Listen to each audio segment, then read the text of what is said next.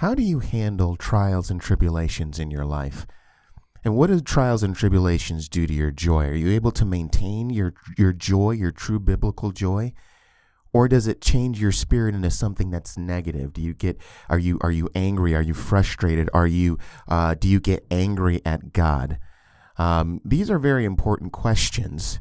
And I know that a lot of people have different ways of answering them. But hopefully, as we go through this episode, we're going to see some examples, and one primary example in Acts, because that's the book that we're looking at, that's the book that we're exploring. We're going to look at some examples, plus the primary example in Acts of how people dealt with trials and troubles in their lives, and not just the small, inconvenient kind of troubles in your life, but they're pretty big and they're pretty major. And I think that these examples that we're going to look at are going to be very useful and very helpful in giving us a picture of what true steadfastness in the faith of God looks like in the midst of trouble and trials, and how these people maintain themselves in those times. So I hope you stay with us. We got a lot of good things to cover. My name is Steve Gill, and you're listening to Loving the Scriptures.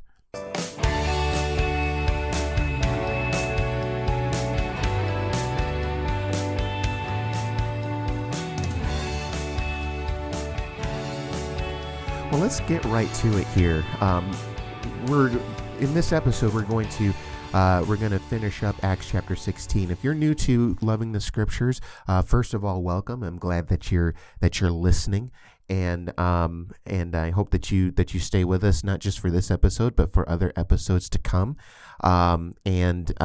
We are in the middle of a study of the book of Acts, and we're getting ready to finish up chapter 16. We spent a few weeks in chapter 16. Chapter 16, how's the way that I would describe this? I would say chapter 16 is a very rich chapter. I don't know how any of you have felt about it as we've been going through, but it's been a very rich chapter. There's been a lot of good things that we've been able to pull out of there, I think. And that's not to say that there isn't anything good to pull out of any of the other chapters. That's definitely not what I'm saying at all. Chapter 16 to me just stands out for some reason.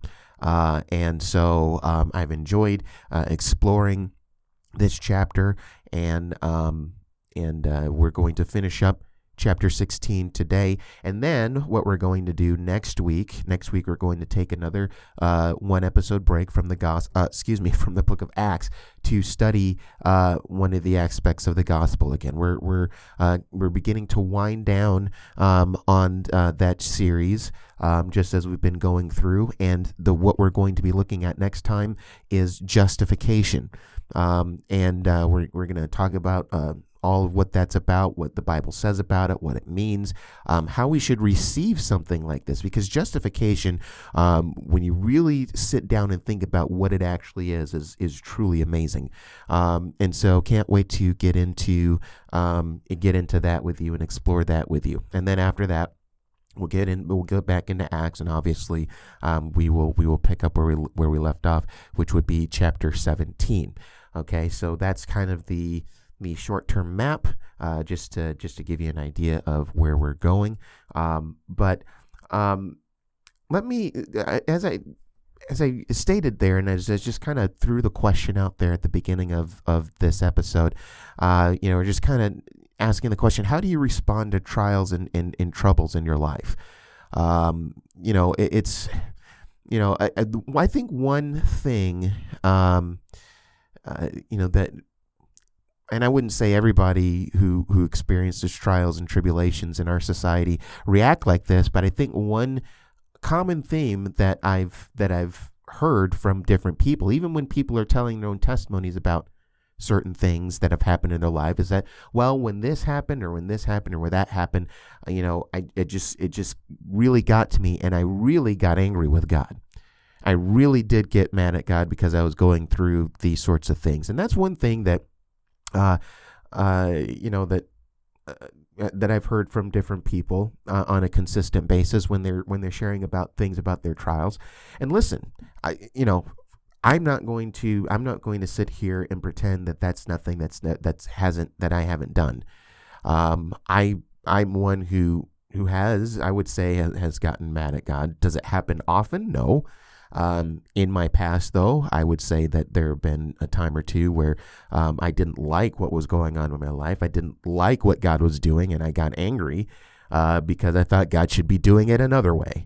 I mean, imagine that. Imagine me, puny little me, challenging the God of the universe, who's all wise, all knowing, all powerful, challenging him on what he's doing in my life, and pretty much saying, God, you're wrong.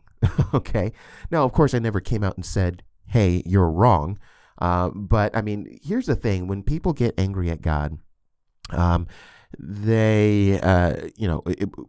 what they're essentially saying is that, God, you're doing it the wrong way. If I were in your position, I would do it this way. And really, when you think about it, that doesn't sound like a very serious thing, but actually that is a pretty serious thing. Because what you're pretty much saying is that I could be God better than you can. Now just let that settle in your mind for a little bit. God, if I were in your position, if I were God, I would be a better God than you, because I would make better decisions. I would make the correct decisions. And when you put it in those terms, you realize just how serious that something like that is. And really, in an indirect way, that's what anger at God, because it just kind of unfolds for.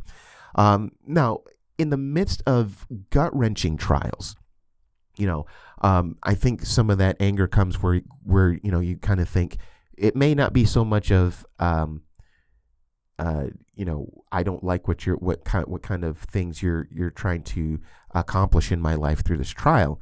It's, how could you allow this to happen?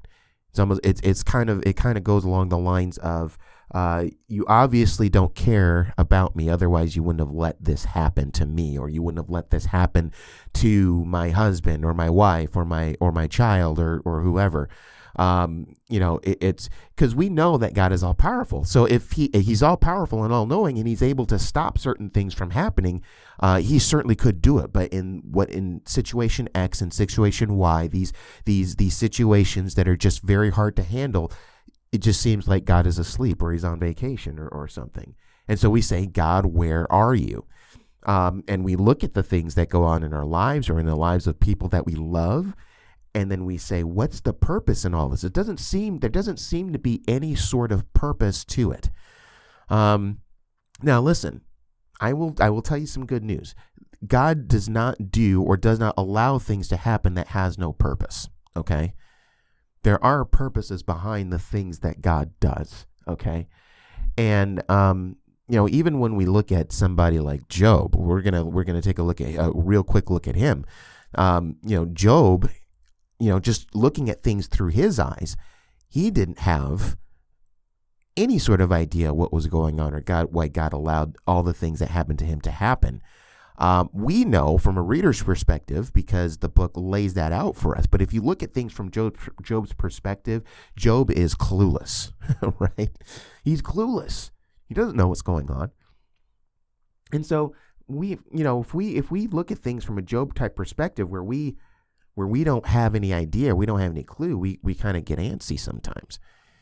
And I think anger at God is a little bit easier to come by when situations like that happen.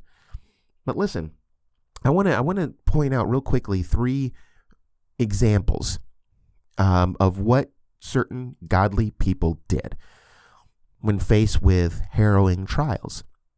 And I want to start out with David. Okay, let's start out with David. Now, if you're familiar with David, you know that David was considered a man after God's own heart, but he did have a glaring sin on his record. I mean, of course, there were a lot of other sins. David is a sinner just like everybody else. But, there's one thing, one big blight that sticks out on his record, and that was his act of adultery on Bathsheba, who, consequently, from that encounter, became pregnant. And so when David was confronted with the sin, he was told that his baby that was conceived from this illicit adultery would die. And so David is obviously distraught. And let me just read to you what goes on here. I'm in 2 Samuel chapter 12, and in the middle of verse 15 and following, this is what you have here. It says, "And the Lord afflicted the child that Uriah's wife bore to David, and he became sick. David therefore sought God on behalf of the child. And David fasted and went in and lay all night on the ground. And the elders of his house stood beside him to raise him from the ground, but he would not, nor did he eat food with them. On the seventh day the child died. And the servants of David were afraid to tell him that the child was dead, for they said, Behold, while the child was yet alive, we spoke to him, and he did not listen to us. How then can we say to him, The child is dead? He may do himself some harm. But when David saw that his servants were whispering together, David understood that the child was dead. And David said to his servants, Is the child dead? They said, He is dead. Then David arose. Now pay attention to this. This is verse 20. Then David arose from the earth and washed and anointed himself and changed his clothes. And he went into the house of the Lord and worshiped. Wow. He worshiped. Now listen, this obviously meant so much to David, because he was there lying on the ground. He wouldn't eat. He was fasting. He was a mess. And then when the child dies, he just accepts the situation as it is. And that doesn't mean that he wasn't heartbroken or anything like that. Obviously he was, but after he gets himself together, he goes and he worships the Lord. He worships God, even in the midst of his pain. So his propensity to worship God, even after this tragedy with this baby, his propensity to worship is still intact, right? Now, are we in that sort of, do we ever have that mindset whenever we're in the midst of a lot of pain? And by the way, I'm not saying that in the midst of trials and tribulations that we don't feel pain, that we don't react to pain, that we grieve at pain, that we because pain, it hurts, so we respond to it. And if we're just to say, well, you shouldn't feel bad during trials and tribulations, that by definition takes away the whole thing of it being a trial and a tribulation, right? We're not saying that it's wrong to feel sad or grieved, depending on what the situation is. Not what we're saying at all. But even in the midst of your pain, in the midst of your trial, can you maintain joy in the Lord? The circumstances are bad. You might not be happy, and that's the whole thing. I think the difference between happiness and joy.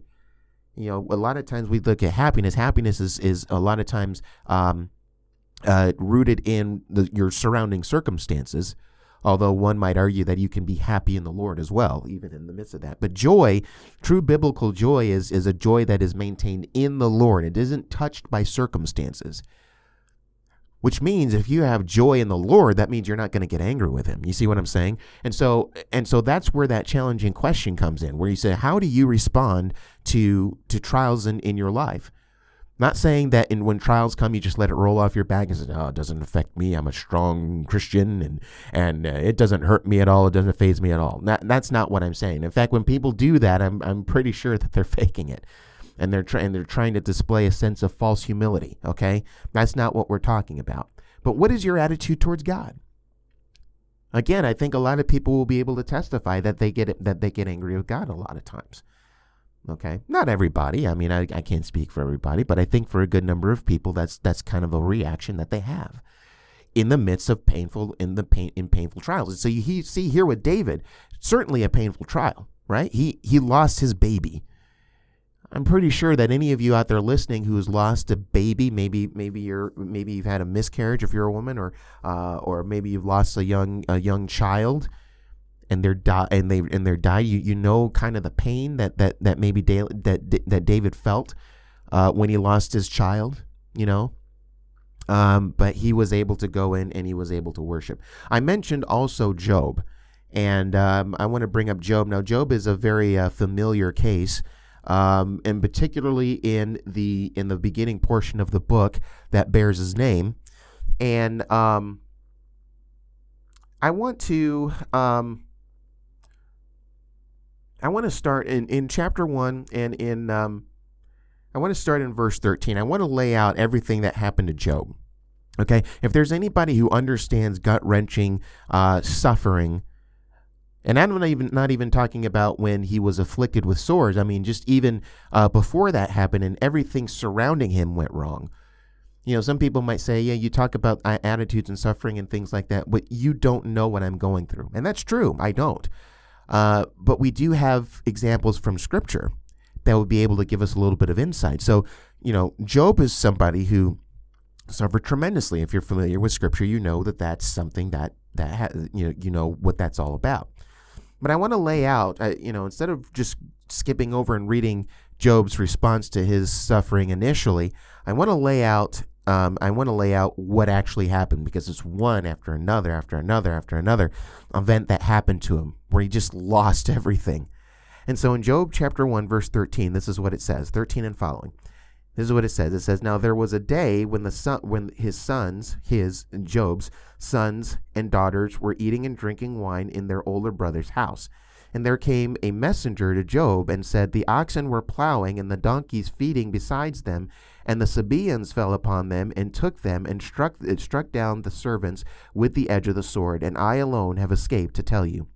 While he was yet speaking, there came another and said, The fire of God fell from heaven and burned up the sheep and the servants and consumed them, and I alone have escaped to tell you. While he was yet speaking, there came another and said, The Chaldeans formed 3 groups and made a raid on the camels and took them and struck down the servants with the edge of the sword, and I alone have escaped to tell you. While he was yet speaking, there came another and said, Your sons and daughters were eating and drinking wine in their oldest brother's house. And behold, a great wind came across the wilderness and struck the 4 corners of the house, and it fell upon the young people, and they are dead, and I alone have escaped to tell you." Now, that's something where somebody's world literally comes crashing down on top of them. One thing after another after another. Did you notice how often it said, while he was still speaking, another messenger came? So it's just bad news after bad news after bad news. So he lost everything that was valuable to him, his possessions, his donkeys, his servants, and everything. So his livelihood, his business, his capital, all his labor, all those things are gone. And then to top it all off at the end, he loses his children. He had 7 children, right? And they all die together in one day. So he loses everything. Now, what's Job's response? In verse 20, it says, "Then Job arose and tore his robe and shaved his head and fell on the ground and worshipped. And he said, Naked I came from my mother's womb, and naked shall I return. The Lord gave, and the Lord has taken away. Blessed be the name of the Lord." Wow. So here again, you see somebody who in the midst of even all of that, he lost more than David did. And he worshipped God. Doesn't mean he didn't feel pain in all of this. He certainly felt pain. He tore his robe, shaved his head, and fell to the ground. Those were signs of mourning. Okay, when you shave your head and things like that. So he was in pain, but in the midst of his pain, he's able to worship God, and he has this perspective where he says, "This is all in God's hand, and He has the right, as God, to take all these things away from me." And then to top it off, he said, "Blessed be the name of the Lord." One other example is Daniel. Now, in Daniel chapter 6, we're familiar with the story of Daniel in the lion's den. And, the King Darius in that story was kind of tricked, so to speak, I guess, from Daniel's enemies to put into place a holiday, where there's this time where nobody is able to pray to any of their gods except to you. And then if anybody breaks that law, they're going to die. They're going to be thrown into the lion's den, as Daniel ended up doing. Now, imagine yourself in that situation. Remember, we're talking about a place that is purely pagan. Everywhere you look, there's paganism. So if you're in Daniel's spot, you feel all alone. Maybe you and Shadrach, Meshach, and Abednego. I mean, they're not in the story, but it's just Daniel. But the population of people who believe in God is very relatively low. And, there's this decree that it is now illegal to pray to your God. Okay. Now, how does David respond to this? It's very interesting. This is a harrowing thing because he can't do, well, I mean, he can because he did, but legally now they're saying he can't do what he's been doing all along. And if he does do that, then there's going to be steep consequences. But in chapter 6 and in verse 10, it says, when Daniel knew that the document had been signed, this was the decree that Darius approved of and said, okay, we'll set this in place. He went to his house where he had windows, where he had windows in his upper chamber open toward Jerusalem. He sat down on his knees. He got down on his knees there 3 times a day and prayed and gave thanks before his God as he had done previously. Now, here's the thing. Now, of course, we see him praying, and that's something that we would expect from Daniel. Perhaps he prayed about the specific situation, but I think his prayers expanded beyond that because it says he did the same thing that he'd done previously. I mean, he didn't change his pattern because of the law that was enacted. But notice what it says there. Not only did he pray, but he gave thanks before his God. So even in the midst of this trying time, where now there could be a bullseye on his back because he's not giving in to this law that's been enacted. He even in the midst of that, he prays and he still finds things to thank God for. And I think that that's pretty amazing. It wasn't a whole thing of, God, why are you allowing this to happen? Don't you see that my life is in danger now? I feel all alone, blah, blah, blah, blah. There was thanksgiving in his heart, and he was still able to give thanks to God, even in the midst of this now challenging time that would turn all the more challenging when he's discovered and he's thrown into the lion's den. Of course, if you know the story, you understand what happens. The Lord closed the lions' mouths, and Daniel wasn't eaten. But I think those are 3 truly amazing examples that you see of how people, godly men, reacted in the midst of trials and tribulations. And so the primary example that we want to look at now, and I call it primary because it goes back to our study of the book of Acts, the primary thing that we want to look at here is how Paul and Silas reacted to their trial and their tribulation. So in Acts chapter 16, and picking up where we left off in verse 25. Now, again, let's set the stage, okay? Because from last week and this week, what we've been looking at is going from trial to triumph, okay? And last time we looked more at the trial side, and now today we're going to be looking more at the triumph, the things that happen there. And it's truly an amazing thing. And I think that one of the things that contributes to this whole thing is Paul and Silas and their attitude in the midst of this trying situation. And it is a trying situation. Now remember where we left them last time. Remember Paul, Silas, Timothy, and Luke. They're in the city of Philippi in the province of Macedonia. It's a Roman colony, and they'd gone out to a place of prayer. They come upon this demon-possessed woman, right? Who had a spirit of fortune telling, of divination. She had a spirit of divination, and she was a slave girl, and so she made her business telling fortunes, and a lot of the money and a lot of the profit went to these owners. So when Paul and the rest of the group came upon this woman, she kept following them around saying, these are servants of God who are telling you the way of salvation, which is true, but you don't want that kind of advertisement coming from somebody who is a demon-possessed woman, right? You don't want to be associated with anything like that. And so Paul, after a while, got really annoyed because she kept doing this, all the days that they were there doing, conducting ministry. And he turns around and he drives the demon out of her. He says, in the name of Jesus Christ, come out of her. And the woman is freed. The problem is that her owners now that the spirit is gone, the owners understand now that they can't make any money off of this poor woman now. And so they get mad about that. So they seize Paul and Silas and drag them off to court. Now, remember, we saw last time that it was Paul and Silas, pretty much because they were Jews, and that was one of the first things that they pointed out in their court case. These men are Jews, and they're telling and they're advocating customs that we as Romans can't follow. Okay, so I think that there is a hint of anti-Semitism in there. You also get that sense because Luke wasn't arrested, and neither was Timothy, who was half Gentile, right? So there's a little bit more leniency on them, but Paul and Silas are brought before, and even Silas. Remember, we pointed out last time, Silas didn't really do anything. He's just associated with Paul. Paul's the one who drove out the demon, but they seized Paul and Silas. They associated them together. And so they present these kind of weak charges, where they're saying they're advocating customs that we as Romans can't follow. And I mean, if that's the whole thing of preaching the gospel, I guess they're guilty of preaching the gospel.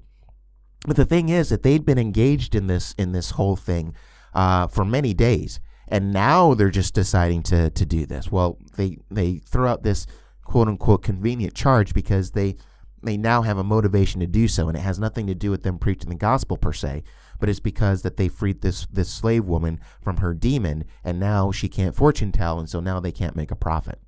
And so it's bad enough that they're dragged off to court and being charged with this, which isn't even the main reason why these people are angry to begin with. But now they have the whole crowd joining them. Remember, we saw in our passage from last time that the whole crowd that was there joined in accusing Paul and Silas. And so instead of there being a trial, an actual official trial, because this wasn't an official trial. They dragged them before the magistrates, but there wasn't a trial, there wasn't an investigation, there wasn't an official condemnation of them, or anything like that. But when the crowd started shouting about everything that was going on, they stripped them down and they beat them with rods, and they beat them with many blows, okay? So this wasn't just a whole thing of maybe just 10 quick lashes. This was, the impression that you get from the text is that they got beat up, and they got beat up pretty bad with rods. Definitely not fun. And so then they said to the jailer, they threw him in jail, into the prison, and they told the jailer to hold them securely. And so that's what he did. And so they put them in the inner cell, and they locked them in the stocks. And remember, I mentioned how the stocks were, they had them chained to the walls, hands and most likely hands, and also the feet. And the feet, the way that they did that is that when they chained them, and they also had their legs spread apart as far as possible, which created a lot of pain.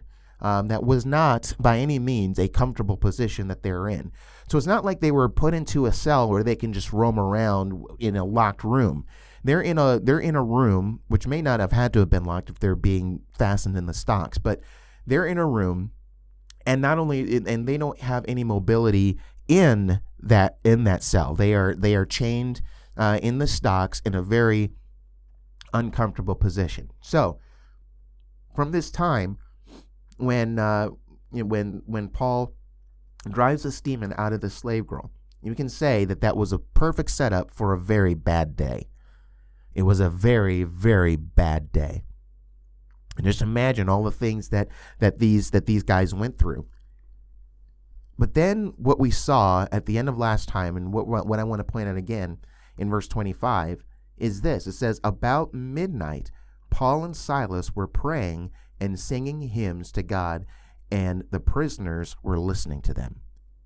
After all that they've been through, after being dragged off before the magistrates, for what? For freeing a woman who was being oppressed by a demon, who gave her the ability to tell fortunes. That's all that really happened. Didn't do anything wrong. There was no trial. There was no investigation. You just had these people who just acted on the whim of these men and the crowds that joined in. And so, they got beaten severely and then thrown in prison. And here they are, where it says, and about midnight. So this is in the middle of the night. It says Paul and Silas were praying and singing hymns to God. So there you see, even with them, their propensity to worship hadn't diminished at all after all that they've been through. Now, what were they praying about? Maybe they were praying about their situation, their circumstance, and they may have been praying about all sorts of things. Wouldn't it have been something if one of the things that they were praying on, and I don't know if this happened or not, obviously, I'm just saying, wouldn't it be something if one of the things that they were praying about was they were praying for their persecutors, or they were praying even in that situation for an opportunity to preach the gospel? Now, again, I can't say that that's what they were praying for. Knowing Paul, his personality, I wouldn't be surprised if that's what he prayed for, but there's no way to know specifically what they were praying for here. But they were praying, but the thing that gets me is the whole thing of that they were singing hymns to God. So they were there, they were singing hymns to God, and they were worshiping. Now, you look at a situation like that from the outside looking in, and looking at this situation from a purely human standpoint, you would say, you have nothing to sing about. You have nothing to praise God about. Look at your situation right now. And the future for them right now is pretty uncertain. How long are they going to be there? And when they do let him out of the prison, is it going to be so that they can lead him off to execution? Because, listen, normally, jail or prison in those days was, served as to hold people for a trial date or to hold them for execution. It wasn't really necessarily like we have it in our country today, where they're sentenced to, 5 years or 10 years or something, and then they serve a jail sentence and then they're let go. Normally, that's not how it worked. And so the future is uncertain. Who knows? Death might come the very next day. They might have that on their slate of things to do to Paul and Silas when light comes. But here they are, singing hymns to God. And not only that, but did you notice there, in the end of that verse, it says, and the prisoners were listening to them. Now, here's the thing. This is because I think that's an important detail, because I think it explains a lot of what you see later on in the text as we're going to start to unfold this whole thing. Okay, is that the prisoners were listening to them. Now, you have to wonder what's going through their minds. I mean, they're in the prison too, and I'm pretty sure they're not happy to be there. And they overhear Paul and Silas praying and singing hymns. And I wonder what's going through their mind. Are they thinking, man, what's with these guys? I can tell you this, it's probably most likely a very unusual thing for them to hear. I mean, even in the midst of what they may have been participating in the culture of that day of paganism, they probably never saw anything like this in their pagan system. And so here comes these Jews who are worshiping the God of the Bible, and they have a totally different outlook on their situation and on their relationship with their God. And they see that there's joy, even in the midst of this really cruddy situation. And I would imagine that starts to speak to them. What kind of strength do these people have to be able to do something like this, even in their most dire situations? What kind of strength do they have? Now, of course, we know it's the strength of the Lord, and that their strong faith in God, and that everything that God does is perfect. And there's a purpose behind it. When you have full faith in the goodness of God, even in tough times like Paul and Silas, you can still sing hymns to God. You can. And so this whole thing probably communicated to these people, other people in the jail that were listening, what kind of God are they worshiping where they're even able to sing with joy to their God? Amazing. And I think that, and listen, that says a word to us, because even in the midst of our trials and our situations, and in many times, even in trials and in troubles that are nowhere near what Paul and Silas are going through, or maybe what even Job was going through. And people on the outside looking in, they know our situation. They know the trials that we're going through. Things going on in our lives that are making things very difficult. What kind of display are we putting on for those people?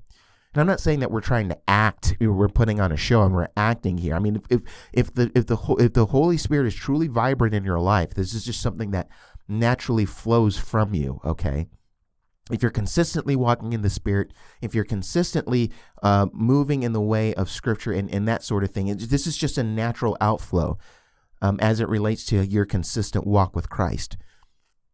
Is your handling of trials something that gets people's attention? Now, again, that's not a call for us to pretend that the trials of life don't hurt.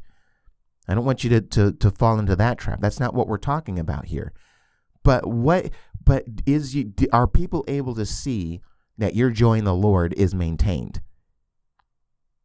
Because trust me, from an outsider's perspective, from the outside looking in, if that joy in the Lord is maintained and you still have that vibrant relationship with God, even in the midst of the toughest of trials, that is unusual to them, and that gets their attention.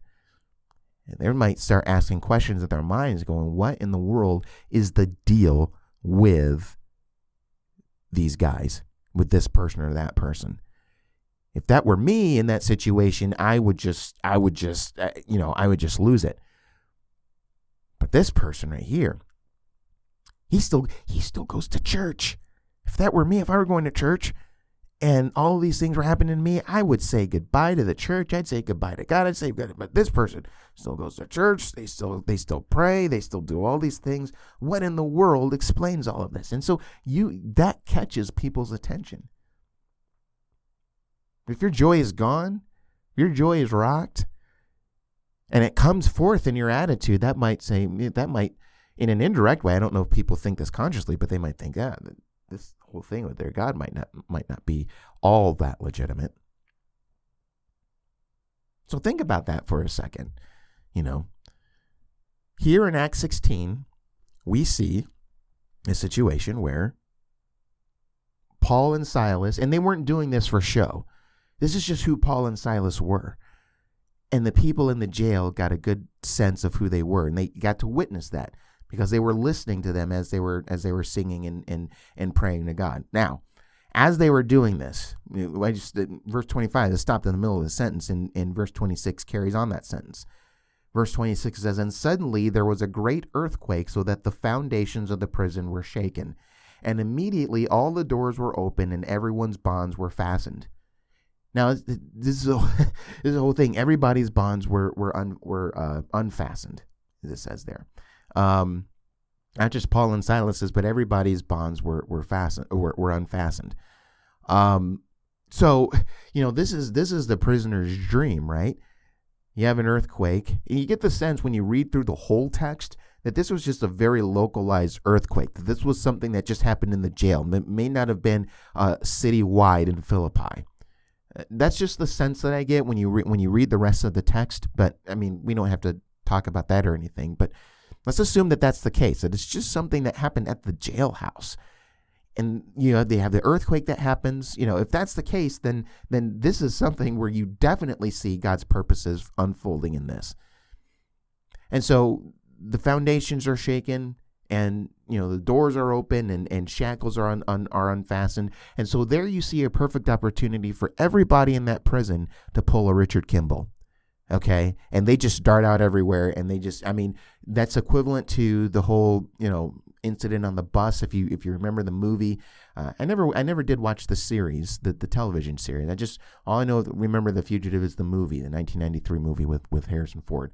You have the whole bus, and the bus crash, and Harrison Ford escaping and things like that. I guess most of the prisoners were dead, but there was that one guy who survived, and he went his own different way. That sort of thing. None of that happened.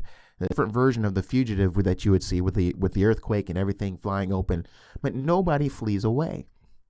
Now, of course, that's what the jailer would have been afraid of. In verse 27, it says, "When the jailer woke and saw that the prison doors were open, he drew his sword and was about to kill himself, supposing that the prisoners had escaped." Now, why was he going to kill himself? Well, and we've been exposed to this before, but in the Gentile world, and particularly the Roman world, and I think it may have been mostly the Roman world, where if you were a Roman guard and your prisoners escaped, that guard paid with his life.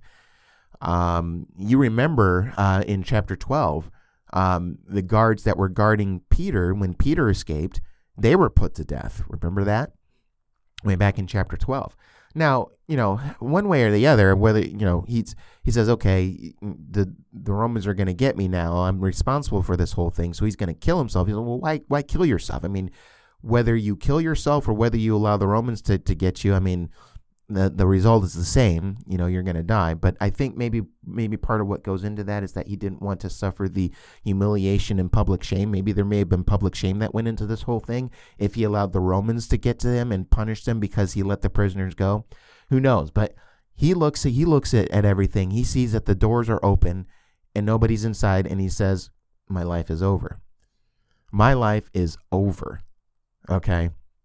And so he's about to kill himself. So, and it said, notice there in that verse, it says, but when the jailer woke and saw the prison doors were open. So he was asleep during this time. So he may not have, because again, it said about midnight, Paul and Silas were praying and singing hymns. He may not have been awake to hear everything going on with Paul and Silas and them praying and singing hymns and everything like that. But you get the sense that he was familiar enough with Paul and Silas, and maybe had heard some of the things that they were preaching, maybe in some particular situation. Because remember, they've been there in Philippi for several days. So maybe in some other context, some other venue within Philippi, he may have actually even heard what Paul and Silas were preaching. And maybe he dismissed it at first, but now maybe with this earthquake, that contributes to his attitude change with everything. So he's about to kill himself because he thinks the prisoners have escaped. Verse 28, but Paul cried out with a loud voice, do not harm yourself. We are all here. Now that's it's amazing.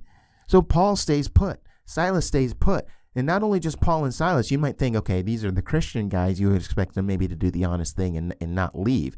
Even though they could leave, because the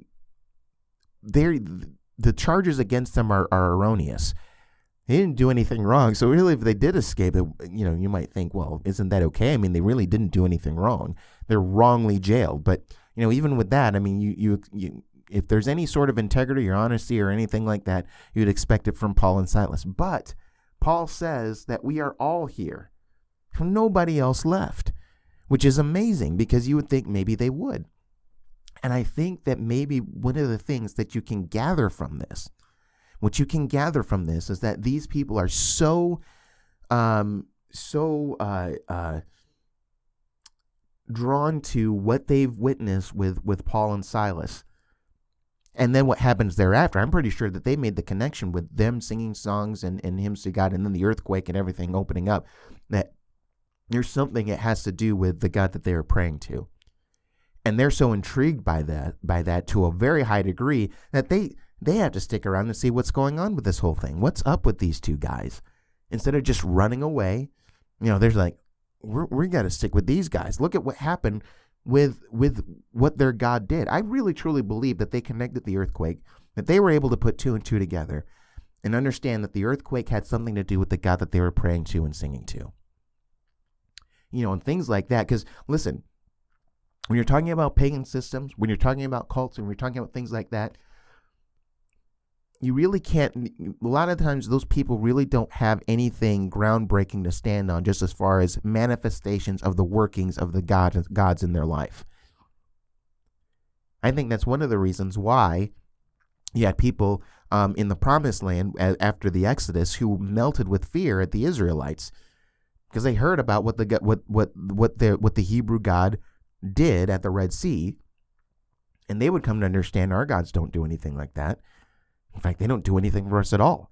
I mean, if you paganism, the more they jump through the religious hoops and do all the things that they do, the gods don't exist. Those gods don't exist.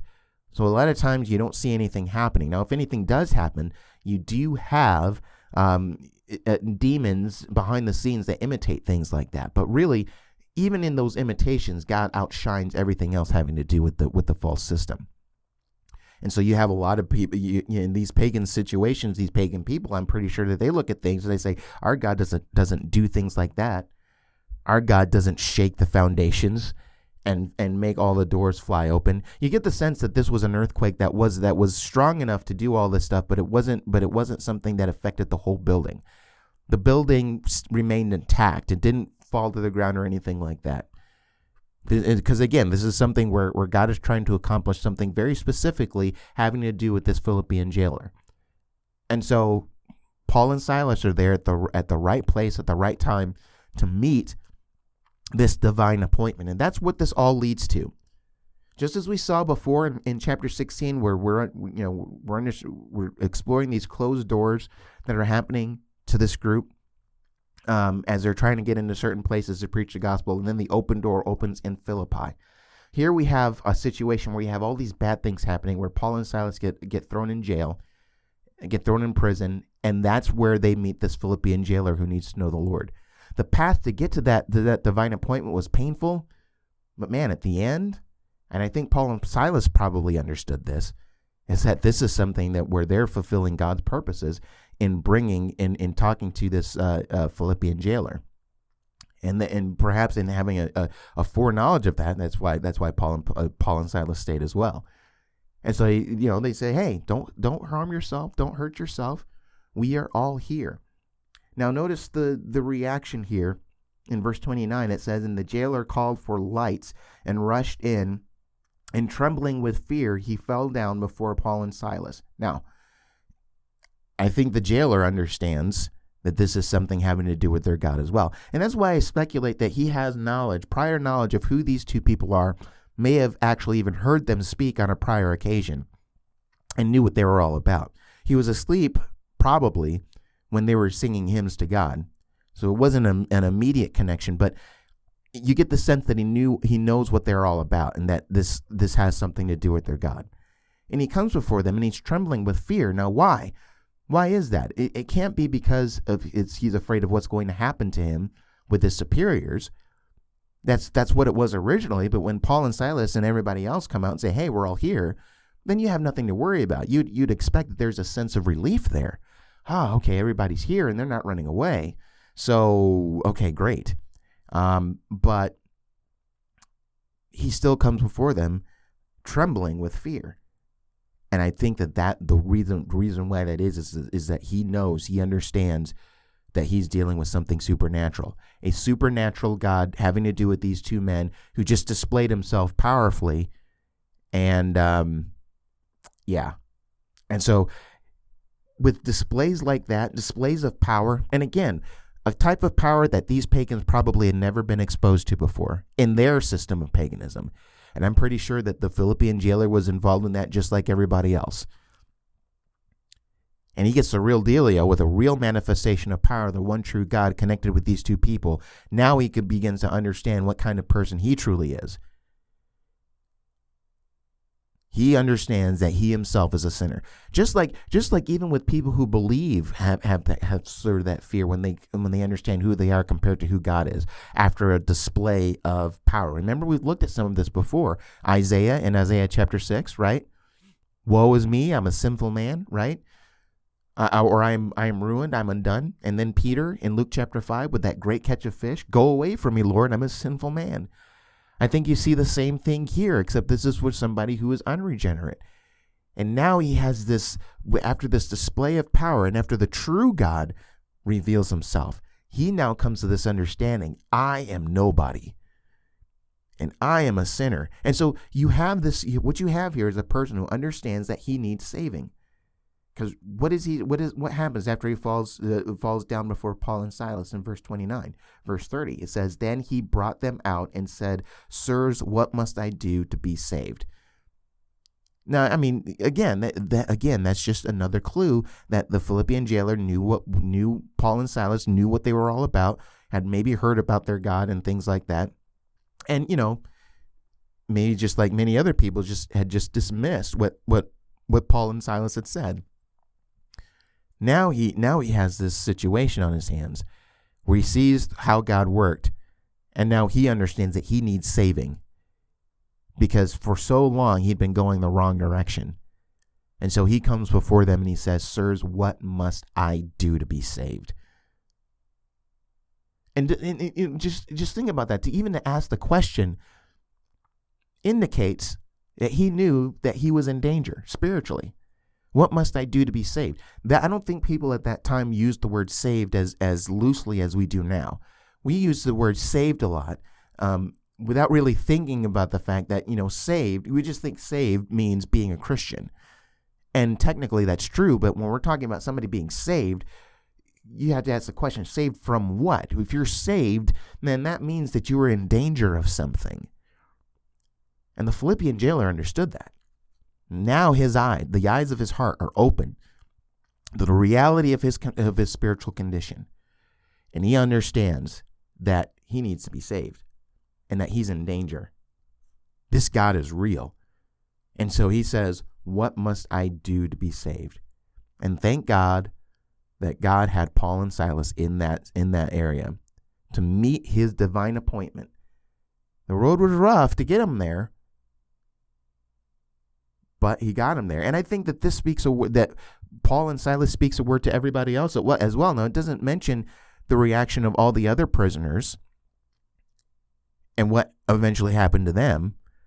That's not Luke's concern in this text. His concern is with the Philippian jailer. But I wouldn't be surprised if many, if not all of those prisoners came to know the Lord after that point. We don't know because the text doesn't say.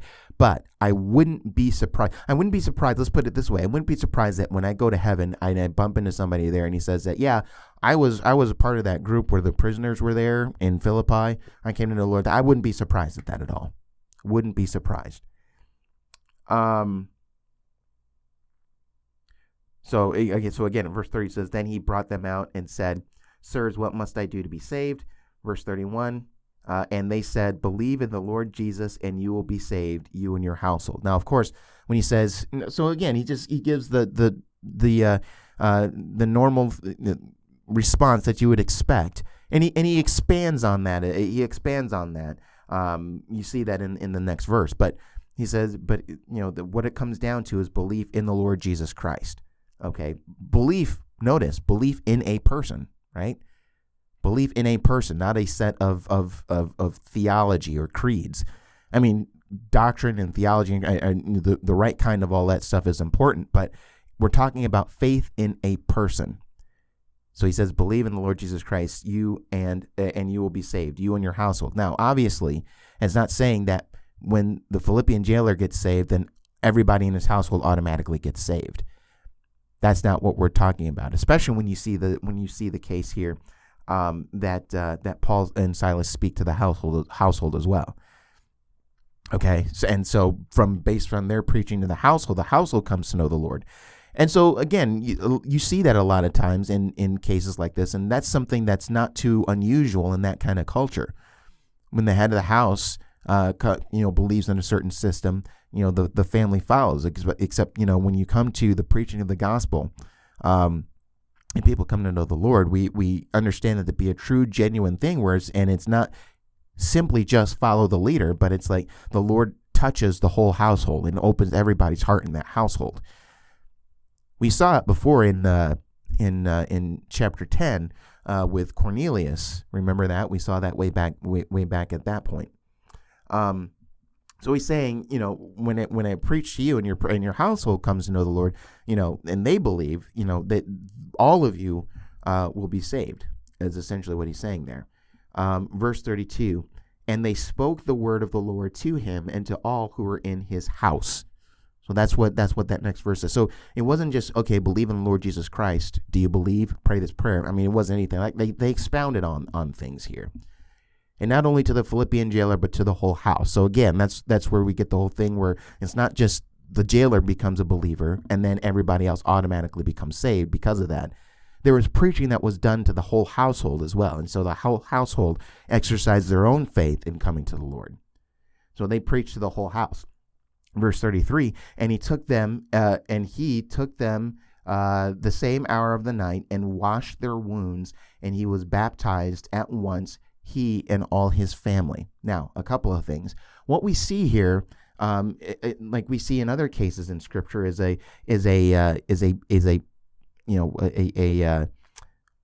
immediate demonstration of their new transformed life coming out. Here with the Philippian jailer, seeing the state of Paul and Silas and having been changed now by Christ, he wants to go and he extends himself by washing their wounds, the wounds that they unjustly received when they didn't get a true fair trial or an investigation or anything like that. And so he extends himself and he extends mercy to them and washes their wounds. You see the same thing again, remember with Lydia. If you consider me faithful to God, come and stay at my house. You even see things like that with Zacchaeus. Remember Zacchaeus in Luke chapter 19? He says, Lord, here I give my, what does it say there? In Luke 19. Remember when Zacchaeus was converted, where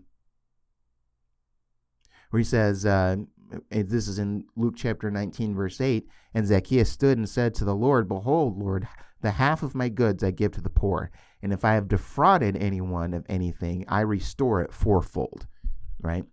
You see these things that happen that, you just kind of see the beginning parts of what we see as from a totally transformed person. And so that's what we see with the Philippian jailer. Not only that, but you also see there in verse 34, it says, Then he brought them out into his house and set food before them, and he rejoiced along with his entire household that he had believed in God. There was great relief after believing in God. And not just relief, but joy. I mean, I think there's a certain sense of joy for many people when they have that understanding, when they come to know the Lord, and they have that knowledge now that their sins are forgiven, and so they rejoice in the fact that they believe and that they're saved. And so he extends hospitality to them. He puts food before them. Now I want to go back a little bit, back into verse 33 again. Where it says, he washed their wounds, and he was baptized at once, he and all his family. Again, I might be beating a dead horse here. I've said this several times, but I just say it every time it comes up in the book of Acts, where you have a conversion, and then right afterwards you have baptism. That's the pattern that you see in the book of Acts. Not come to know the Lord and then be baptized 5-10 years later. Baptism is immediate, okay? If not immediately right on the spot, if not then very soon afterwards. That's the next step of obedience that the person wants to take. So here again is another example. I just want to point that out again and again and again every time we come upon it, okay? So he and his whole household believed and were baptized, okay? And so this is a wonderful thing, right? Truly a good end to this story of what happened that night.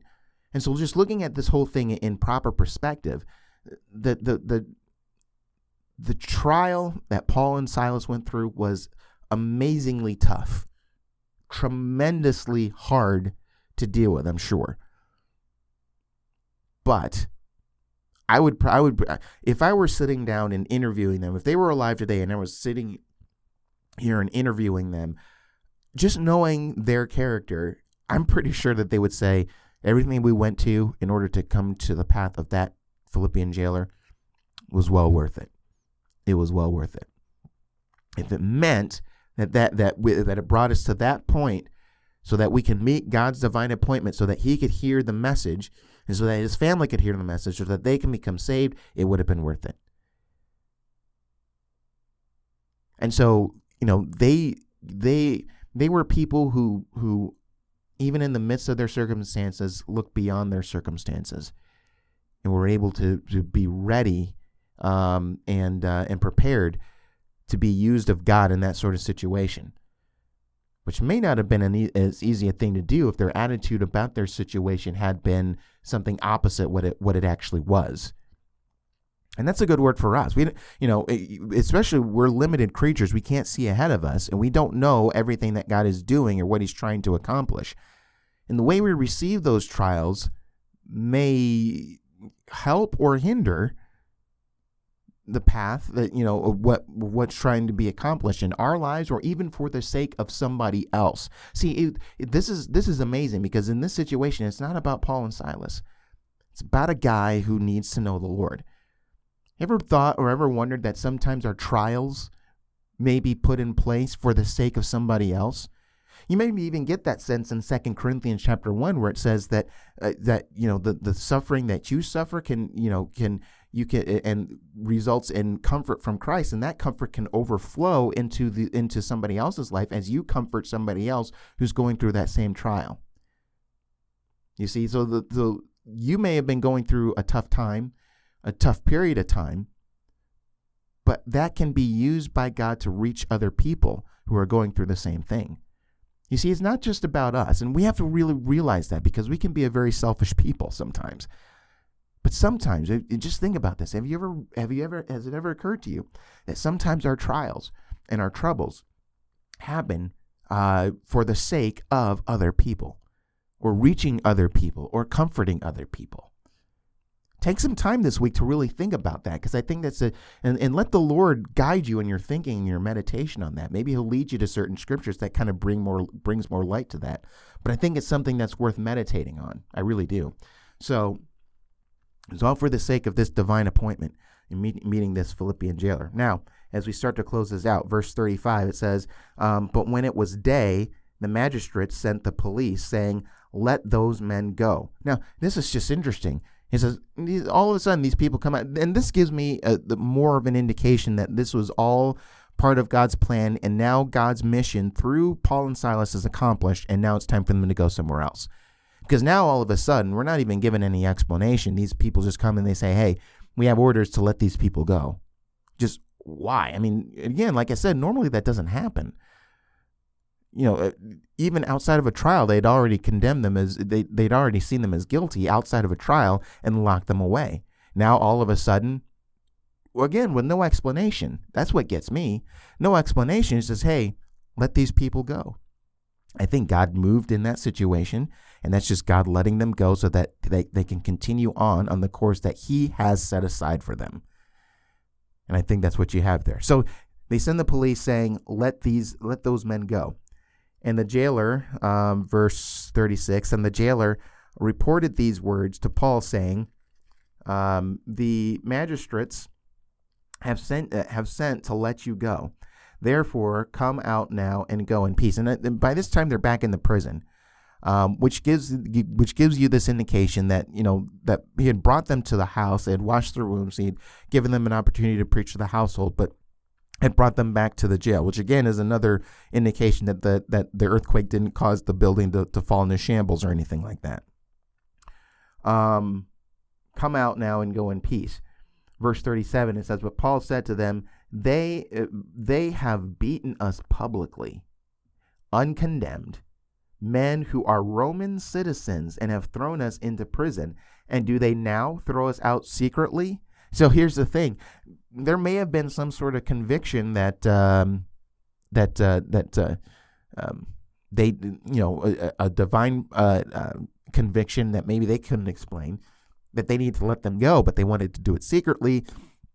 Didn't want this negative light to be shown on them, that they really acted very cruddy in this whole situation. I don't know, but Paul sees right through this and understands that they're trying to get rid of us secretly. And Paul says, we're not having any of that. He says, no, let them come themselves to take us out and take us out. Okay. So in verse 38, the police reported these words to the magistrates, and they were afraid when they heard that they were Roman citizens, because what they did to them, especially with the beatings, that didn't happen to Roman citizens. Now, Paul was a Jew, but he was a Roman citizen. So even as a Jew, if he's a Roman citizen, he's afforded the rights of a Roman citizen. And so Roman citizens were not beaten as they were, let alone thrown in prison like that without any sort of trial or anything like that. So if Paul were to report and saying, this is the way I was treated, if you reported to somebody maybe even more higher up on the governmental food chain and said, I'm a Roman citizen and this is how I was treated, those people who did what they did to Paul and Silas could be in big, big, big trouble. And so Paul says, no, you bring us out yourself. And so when this was, and again, like it says in verse 38, they were afraid because they realized they were Roman citizens. So now, you have this situation, knowing the situation, they're wanting to treat Paul and Silas with kid gloves. The situation is very delicate because they already screwed up. And so in verse 39, it says that they came and apologized to them. That was it. you would think from a human perspective, you might think, don't you owe them a little bit more? I mean, except, oh, we're sorry, sort of thing. But I mean, that's all that happened. They came out and apologized to them, and they took them out and asked them to leave the city. So there is some sort of consequence here. They asked them to leave the city. Now, I wonder if word about what happened to the jail got to these guys. That's another thing that you might speculate. And that's maybe one of the reasons why they say, okay, we let them go, and then we just say, get out of here. Because it may have been along the same lines of what you see of the people in the where is it, the Gadarenes, I think, or is it Gennesaret, where Peter, not Peter, Jesus drives out the demons, the legion of demons out of the demon possessed man. They go into the swine, and the swine run into the lake, and they drown and they die. When the people in the towns heard about this and they went to see what was going on, they saw the demon-possessed man, the formerly demon-possessed man, in his right mind. And then what did they do? Did they fall down and worship Jesus? No, they said, get out of here. Just get in your boat and go, is what they said. And I wonder if in some sense, some of this is guesswork because the text isn't as clear or as detailed. But you wonder if that might be another possibility of what we're dealing with here, is that word got out of what happened at the jail, and so they say, "Oh my goodness, what we're dealing with these guys is people who are announcing this whole thing about their God, and this happens." And so by the time they get to the point where they let him go, they let him out, and then they say, "Just leave our city." Instead of repenting or asking more about who this God is, they say, get out of the city. That's also a possibility as well. And so then you have in verse 40, it says, so they went out of the prison and visited. So there it is, because again, they were back in the prison. So it says, so they went out of the prison and visited Lydia. And when they had seen the brothers, they encouraged them and departed. So they didn't fight the whole thing of this order of them leaving the city. They complied. They wanted to visit Lydia, and notice what it says: the brothers. So you get the sense that the church, though still pretty small in Philippi, is growing. You have the brothers there, and Paul and Silas and Luke and Timothy had probably spent enough time with them and just really built them up, where even as they leave, they have confidence that the Lord is able to work with them with certain leaders who are among the brethren to maintain everything in Philippi after Paul and everybody else leaves. Okay, and maybe that was part of the whole thing of the encouragement there that you read there in verse 40 at the very end of that account. And when they had seen the brothers, they encouraged them and departed. Okay, so the affairs of Philippi and the church and the growth of that church that would happen is now left in the hands of other people as Paul and everybody else departs. And so their next stop is Thessalonica. So we have some interesting things that we're going to see in Thessalonica in a couple of weeks. So we'll leave it there. And like I said, we'll start chapter 17. It'll be in a couple of weeks because next week we want to take another break and study an aspect of the gospel, which is justification, as I mentioned at the beginning portion of this episode. So we will leave it there. Hope that you enjoyed this program. I hope that it spoke to you. I hope it gives you things to think about, and I hope it leads you to look more into Scripture on your own. Like I've said several times, if our times here on Loving the Scriptures leads you to explore Scripture more on your own, I consider that a win, and I think that that's truly awesome. Okay, so if you enjoyed this show, maybe you're a first time listening to this show and you enjoy it, I would encourage you to subscribe to my show on iTunes. Also check me out on Twitter. The handle for Loving the Scriptures on Twitter is @LTScripts. That's LTSCRIPTS, which stands for Loving the Scriptures. All right, guys, this has been fun as always, and I'm looking forward to talking about justification. Truly a wonderful thing that we're going to consider as we look at Scripture and see what that's all about. And I truly believe that whether you know about justification, what that is, or whether you don't, whether you're learning it for the first time or just being reminded of the truth of that, I think that you'll be blessed and you'll be amazed. Okay, so come back for that so we can explore that together. All right, well, glad that you were able to join us. My name is Steve Gill, and I will see you right back here next time. Bye now.